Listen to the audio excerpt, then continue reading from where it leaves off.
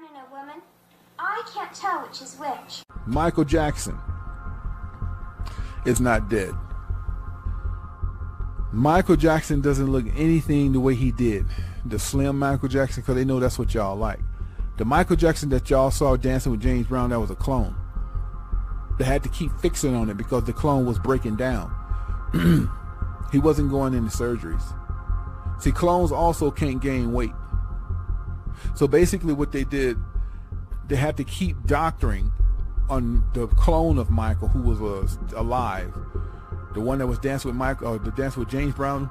Okay, that Michael Jackson, that wasn't the real Michael. When they cloned Michael, that clones don't grow hair. So in other words, however they clone you, whatever you have, that's how you're going to come out. That's just how the clone produce. So in other words, if you're a person that have long hair, however they clone you, that's how the clone gonna look. When they cloned Michael Jackson, his hair was never attached, because the first Michael Jackson that was cloned, his head was in a third to fourth degree burn in Pepsi commercial.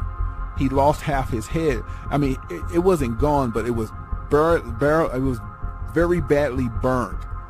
Michael Jackson looked like a monster. Okay, and he was still slim. So they cloned him while he was under the knife. And when they cloned him, they needed 2 years to remake him because he didn't look nothing like Michael Jackson. I don't know if y'all can peep game. So when they cloned him, they had to make him lighter and make up this skin disease because his skin didn't look the same. His body, they changed everything about him. In the end, when Michael was looking really, really bad, the clone body was breaking down because clones don't think like humans. Clones have to have people around them to tell them what they do because they get adolescence. They can't think properly. It's called handlers, right? So when Michael started to break down, his body was breaking down. His nose was artificial. I don't know if y'all noticed. Go back and Google Michael Jackson nose. It looks like a robot because it wasn't him. His whole head was a wig. It was a cap because when they first cloned Michael, he didn't have any hair. It all burnt off in the Pepsi commercial. They put Michael in a capsule and cloned it. Brought him back 2 years as the clone, and Michael Jackson was watching all of this like, I can't believe they're doing this. So what happened to Michael? He just lived his life. Michael Jackson is still alive. He's already appeared on TV, but y'all didn't even know who he was. Go back and watch the CNN of Larry King, the guy with the glasses with the real bad burnt victim that played like Michael Jackson saved him when he was a kid. That's Michael Jackson. It burned him so bad it disfigured him. It tore up his skin. It did everything to him. You understand what I'm telling you?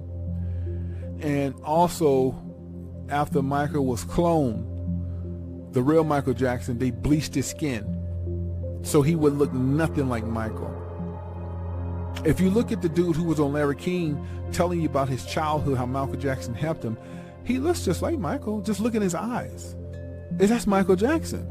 He's disfigured. That's how he looked when he got done with the Pepsi commercial. Joining us now here in Los Angeles, Miko Brando, who was with us almost every night after this untimely passing, longtime Michael Jackson friend attending the funeral. And Dave, yes, that's his name, Dave. He was David Rothenberg. He was set on fire in 1983, suffered, as you can see, terrible scars. Michael Jackson befriended him and paid for a lot of his surgeries.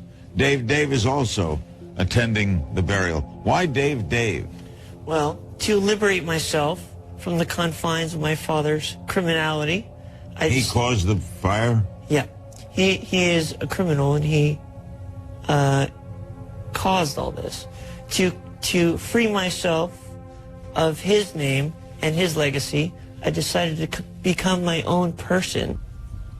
I believe what people fail to realize is that Michael was a human being.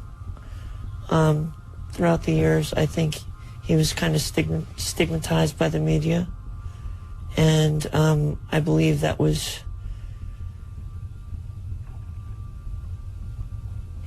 really helpful to him or to anybody around him. I believe that Michael was a great person. He has never hurt a soul.